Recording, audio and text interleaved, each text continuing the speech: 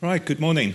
My name's Trevor McMillan. I have the great privilege of being Vice-Chancellor here at Keele University, a privilege I've had now for all of 7 weeks. I have been here a little bit longer before that, but nevertheless something that feels very new and very excited about. My job today is to first of all extend a very, very warm welcome to Keele University. This is a fantastic place. We are going to try and tell you about all of the good things about Keele. But one of my jobs is also today to actually help you think about some of the issues that maybe should be going through your mind if they're not already, in terms of choosing a university which is, after all, one of the most important decisions that some of you will have to make in the whole of your lives. It'll have an influence on how you live your life, certainly in the next few years, and probably will have an influence well beyond that. So I'm going to try and give you that sort of flavour. I'm going to try and give you a little bit of a précis for some of the things that you will see today as you go around campus. But I think importantly, hopefully I'll also give you a little bit of a feel for how we as a university actually think about things, why we do the things that we do, and why indeed we think it's important that we do the things that we do. It will come across as a little bit of a sales pitch, inevitably. That's the nature of such things. But I do want to say right up front that we absolutely believe that today is really about giving you the information to make the decision that is absolutely right for you. For some of you, we hope not very many, the result of today might be that actually Keele isn't quite the right place for you, but hopefully for most of you we'll be able to show you what we have to offer. One of the reasons why we think about that sort of approach to today is because we're very conscious that the decision around choosing university is getting more and more complicated.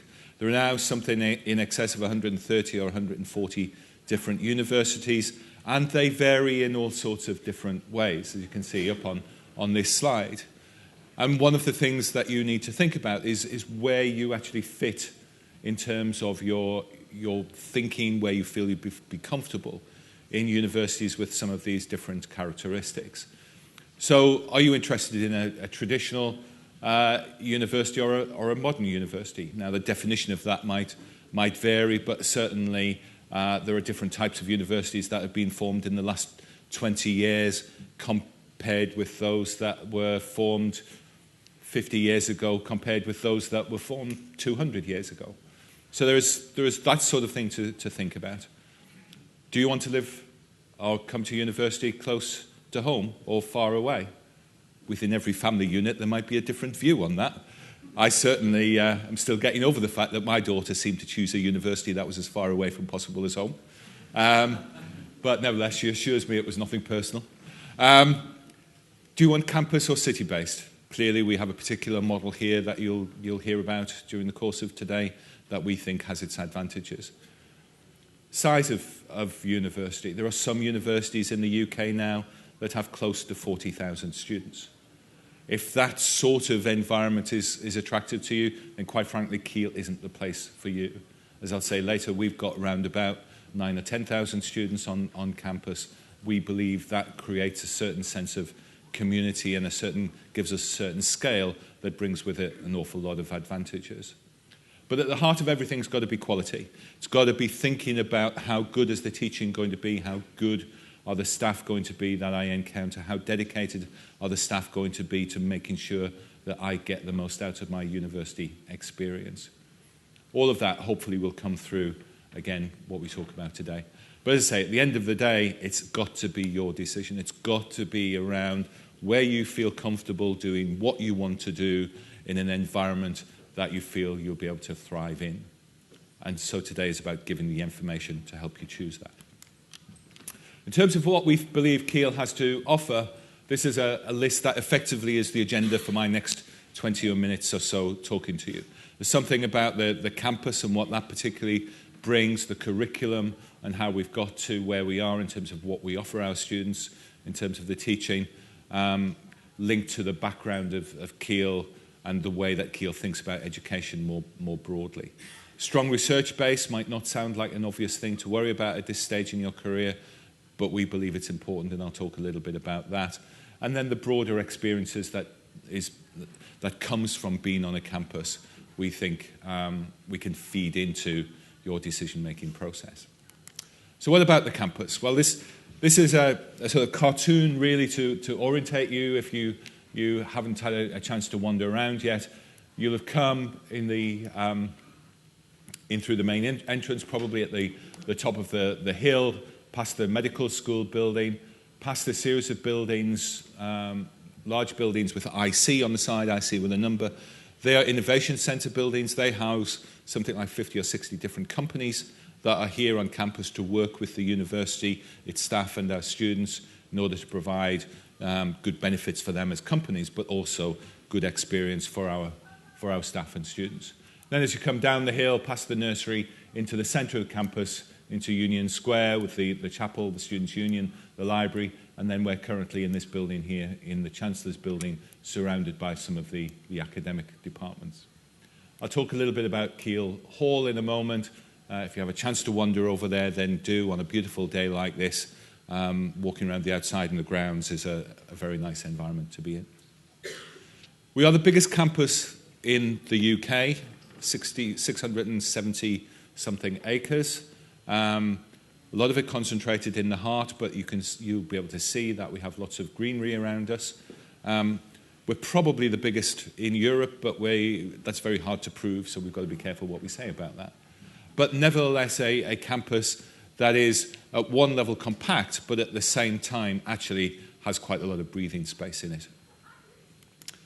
So that campus has a little bit of history to it, and in terms of where we came from, the hall itself and the general estate was part of the Sneed family estate, going back several hundred years. Keele Hall itself was built in the middle of the 1800s. The university itself was founded as the first university founded following the war in 1949, but we didn't get our own degree awarding powers until the early 60s. Up until that point, there were very, very close links to Oxford, and some of the early students actually got Oxford degrees for studying here because we were established by an Oxford Don, very close links to Balliol College, for those of you who know Oxford very well, and some of the ethos that I think he brought to Keele, Lord Lindsay, in the early 50s, actually is still reflected in the way that we think about this campus environment. The buildings around campus vary in their styles, vary, let's be honest, in their attractiveness. In the centre, some of them, the chapel, for example, is about to celebrate its 50th birthday in 2 or 3 weeks. And for those of you who watch Songs of Praise, then it's either next weekend or the following weekend. The chapel will be highlighted in that programme as part of what we currently call at Keele the Neil Baldwin phenomenon. For those of you who watched the Marvellous programme, or the play called Marvellous that was on the BBC before Christmas, the story of Neil and his history and his links to Keele and to Stoke City Football Club, then that has a strong religious background to it as well. And as I say, they came and did some filming a couple of weeks in the chapel, ready for broadcast in the next 2 weeks or so. The library at the centre, probably my favourite building on campus, one that actually dominates the centre of the campus in a way that I think gives us a special feel. I put it up here mainly just to sort of say it's one of the facilities that we're very proud of. It's not the biggest university library in the country. It's not the most extensive in terms of its content, but it has been voted as the top university library in the country by our students. So what we provide in terms of the facilities and the support and the learning environment within the library is very much appreciated. And it was only when I sat down at the beginning this morning and realised that this slide said looking to the future, and then the first date is actually behind us. I'm not sure what that says about the sort of philosophical approach of Keele of always living in the future. But nevertheless, this is just giving a couple of examples of how we recognise that we need to continuously invest in the campus. And one of the buildings that actually literally opened 2 weeks ago for our new lot of students coming in, the Walter Mobley building. It's actually a building that's been there for several decades. It's gone through many manifestations, but the latest of which now is we've converted it back into teaching space with a very, very modern feel and very up-to-date kit out in terms of what is needed by our students in all sorts of different ways. For example, a slight change in emphasis we're seeing from this sort of room, stand in front of lecturing, into a more flat floor space where actually there is a more of a discursive environment rather than just a straight, as I say, talking at an audience. The one underneath is one that we're just about to start building. It's an extension to the Huxley building, which is our life sciences building, on the back of a grant of £4 million from government. Our council very wisely added 5 or 6 million onto that, in fact 6 or 7 million onto that, in order to increase the teaching facilities and the teaching laboratories for some of our science courses.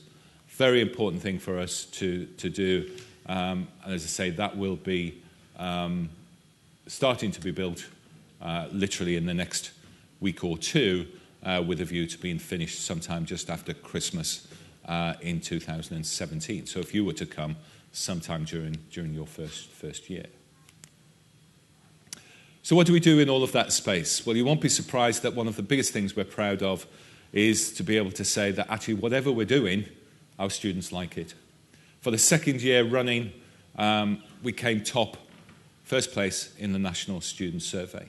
This is a survey that is done of all final year students sometime between Christmas and Easter in their final year. They're asked 23 questions that range from how good is the student union, how good is the library, how good are the teaching staff, how good are the facilities, and overall, how satisfied are you with the provision that you've had at your university.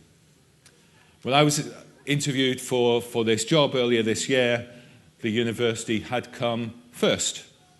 Last year, 2014, the National Student Survey, and with a wry smile, the chairman of council turned around to me and said, "Beat that." Not an easy thing to do when you've already come first. However, last year we were joint first, and this year we were clearly first. And clearly first by 2 or 3 percentage points, which I haven't got time to go into the detail, but an absolutely stunning experience and performance. One of the reasons why we're really keen on this, and I should add a level of scepticism for all of you in terms of using league tables. I have to warn you that Vice-Chancellors absolutely believe in league tables as long as they give the result that we want. That is absolutely at the heart of it. But actually what is special about this one is that we really, really do believe it. That we really do believe that the culture at Keele and the environment at Keele is directed in no small part at what is best for our students and making sure that our students do have that ability to thrive and enjoy themselves and develop at a time in their lives when actually there can be some bumps in the road and it's not always easy, but that actually we can get them through it and we can get them through successfully and to a high level. So while this is one that, as I say, you'll hear other Vice-Chancellors that don't do quite as well saying, well, we're not sure what that measures. For this, we genuinely do believe that it's a reflection of Keele. In general terms, in Keele, these are some of the sort of scaling factors, if you like. As I say, just under 10,000 students in total. Entry standards, you'll see from the prospectus, sort of most of them in the 3Bs to 3As category. Student mix, we do have some from the locality, but our students come from all around the country and indeed all around the world. You can see that in terms of the overseas students, we currently have something like 120 different countries represented on campus. And as I say at the end, we believe that that's an important facet of coming to this university.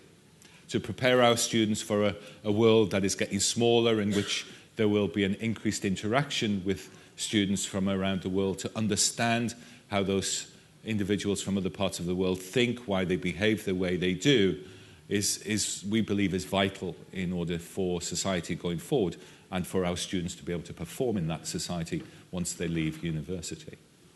We have just over 3,000 bedrooms on campus, and again, I'll come back to that briefly in a moment. You won't be able to read all of the specific words on this, but This is really largely a prompt for me to say that in terms of what we deliver from an academic point of view, what Keele did 2 or 3 years ago, and I can't take any of the credit for this, is to actually stand back and say, rather than let's just teach what we feel like teaching, let's actually go to the end. What do we want our students to look like, to think like, to behave like when they leave Keele? And these are the so-called attributes, the Keele graduate attributes that we came up with, and some of them are about that ability to know a subject inside out, to actually have that depth of knowledge. But actually they also include the fact that you need to be able to communicate some of that knowledge. You need to be able to put it in the context of what's going on around you in society and in different ways. And you need to be able to more broadly demonstrate that curiosity and independence of thought and learn how to actually acquire the information. Again, one of the things that very quickly occurs to you when you start working in the university is that what you're not there to do is to, in 3 years, give somebody all the facts that they will ever need to know in their life. We can't possibly achieve that. What we've got to do is to give our students the skills so that they can continue learning right throughout life, because things will be changing all the time.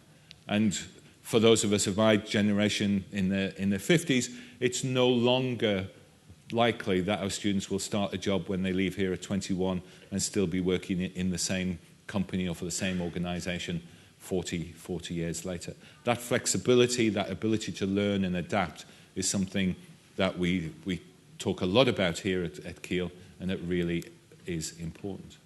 So at the heart of achieving all of that clearly is our degree program structure, how we do that. We have a lot of single honours programs right across the campus now. Effectively all of our schools run single honours programs where you can decide, I want to do a subject, and spend the vast majority of your time doing that one subject.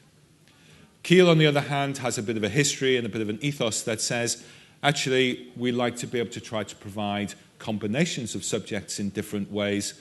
That is not only good in terms of the students helping them work out where their interests really lie, but also gives that broad-based education, which we believe employers really enjoy and are looking for.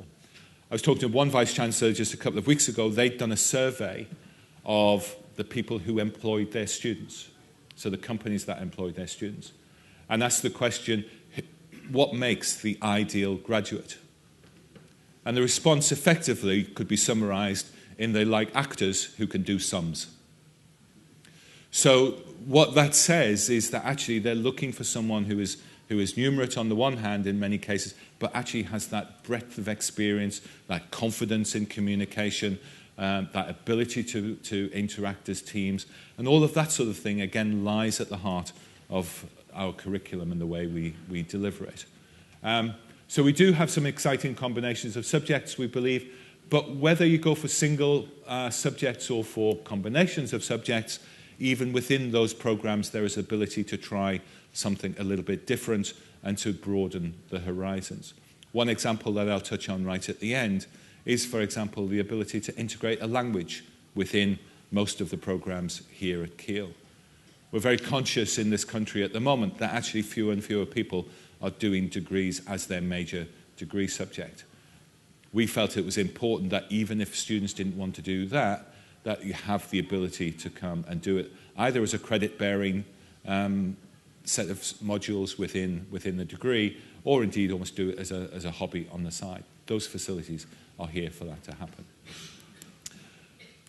But we also recognise that the curriculum is only part of the story. So in terms of achieving the distinctive Keele graduate, part of it is about the academic side, but the other parts are actually about developing people and letting them work and enjoy themselves in the environment that we have. So we have a co-curriculum that is important. That's partly about the sort of social aspects of being at university, a lot to do with the student union, for example, in terms of the sports and the societies.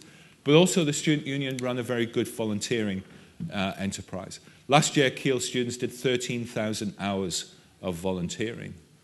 That's good for the community, it's good for the university, and it's certainly very good for the students in terms of how they can demonstrate their ability to go out and interact with people outside the university when it comes to getting jobs at the end of it. In the middle, what we recognise is that actually you can do all of that and get to the end of a degree and still not be very good at describing to a potential employer what you've learned at university. You might be able to tell them the facts, but actually what are those skills? So we have a very important development stream which is about acquiring some of those extra skills and making sure that actually they're documented and making sure that you know how to tell other people about it. I just want to mention one set of two programs, though, before I move on a little bit, that we're starting this year for the first time. There's a lot of text on here which you don't need to know a lot of the details of. The key thing is that we're starting this institute called the Keele Institute of Liberal Arts and Sciences. It's going to be based in Keele Hall, although actually with activities all around campus. But it's going to house degrees in natural sciences and a degree in liberal arts. This is directed really again at that broad education base. So if you're the sort of person that isn't quite sure, for example, which science you're really interested in, or you genuinely want to experience something where you can try out 3 or 4 different sciences, pull them together, maybe specialize more towards the final year, then do have a look at these 2 programs. We are quite excited that actually they do add quite significantly to the provision that we have here.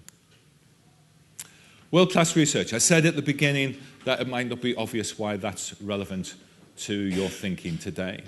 We think it is. At Keele, we performed very well in the last overall national assessment of research, with close on 100% of our work being of international quality. The reason why it's important here is that as a university, it's that research performance that in the main allows us to attract high-quality staff. For our students, it's important because it means that the staff aren't just reading the chapter in the textbook the week before they stand up and teach it to the students. They may well be the staff who have written the textbook, or indeed they may well be the people who have done the work about which the textbook is written in order then to be communicated to the students. All of that means that our teaching is as current as it can be, as it's cutting edge as it can be, it's as relevant as it can be to what's going on in the world around us. So that research-led teaching, we think, is a special feature.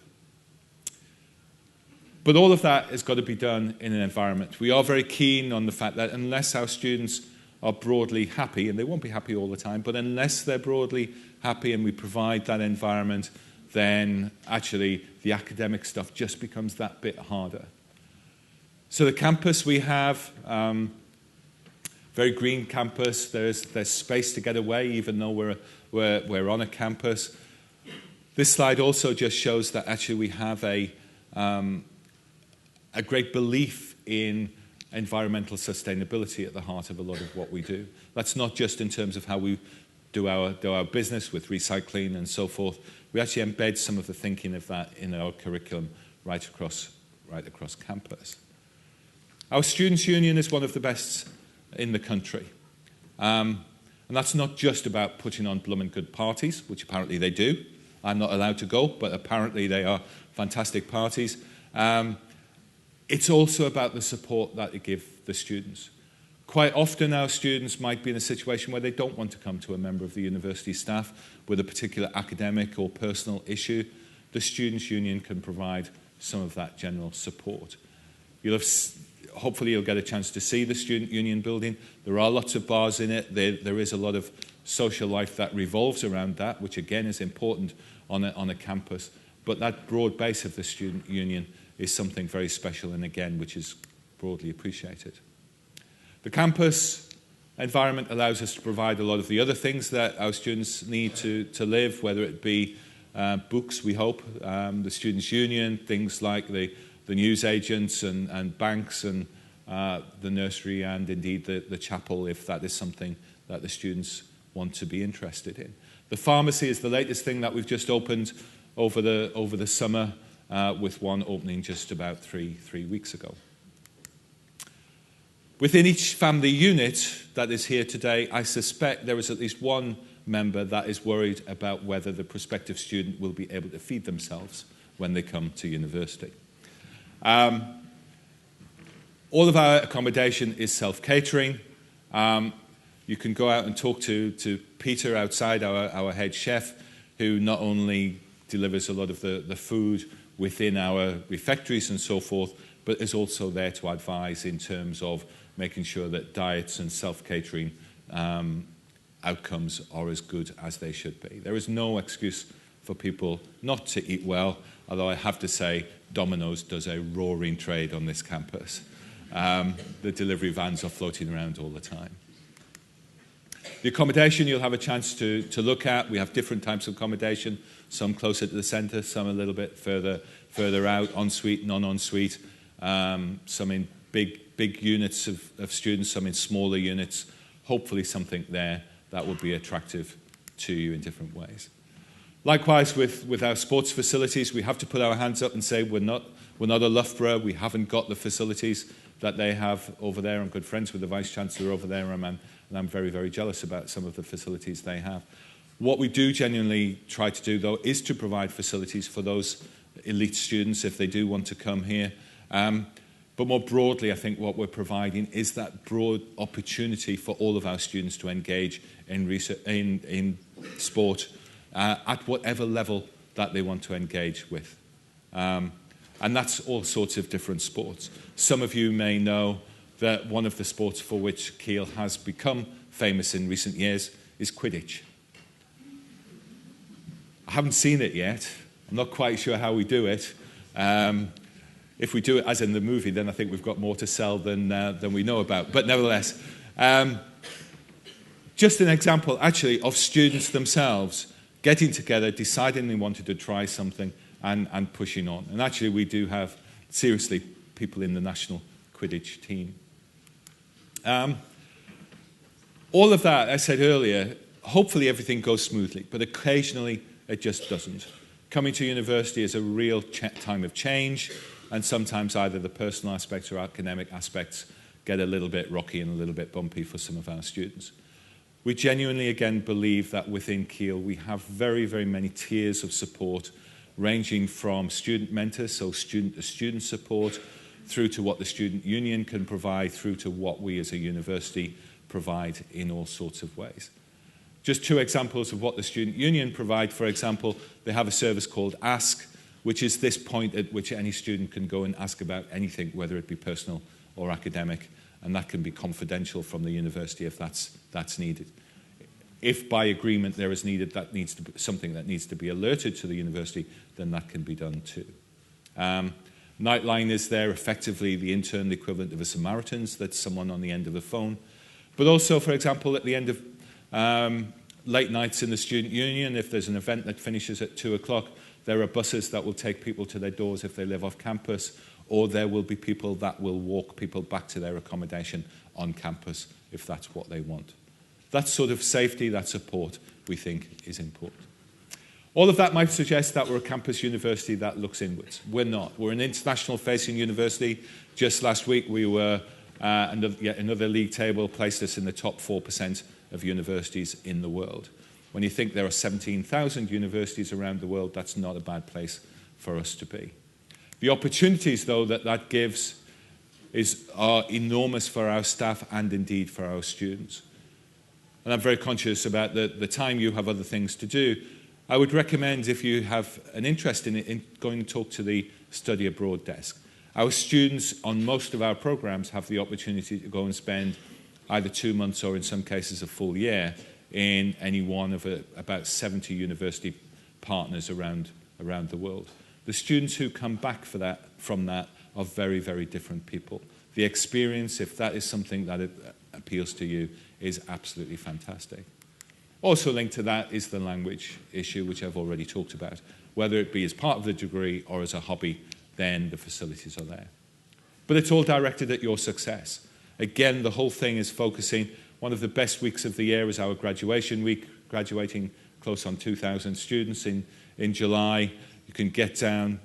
We do them in the chapel, 15 ceremonies, I have to say, by the time you get to the 15th, you start thinking, do I really want to go through another ceremony? You walk down the aisle, you're thinking it's at the end of a long week, it's very tired, you turn around and you look at the faces of our students who have worked so hard to get to that final point of their degree, that it's one of the things that really makes this job worthwhile. Then, of course, moving on from university in terms of employment, I've talked about this a lot in terms of the skills and the links. All of that has resulted, again, in the most recent figures saying that we're one of the top 10 universities in the country in terms of getting our students into jobs. So whatever we're doing, it's appreciated by those who want to employ our students.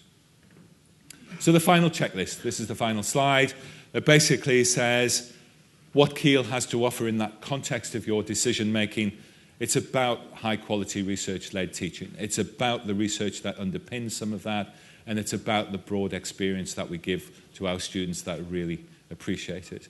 That experience comes in the form of the academic delivery, which is clearly at the heart of what we do, but it's also the environment and the supportive environment that we can provide in what is quite a tight and very supportive Keele community. I genuinely hope that you have a fantastic day today. It's a beautiful day. I genuinely believe you will encounter a lot of very friendly people who are willing to spend the time with you to give you the information that you want. And for some of you, at the very least, I look forward to seeing you, hopefully on campus, next October. Thank you very much.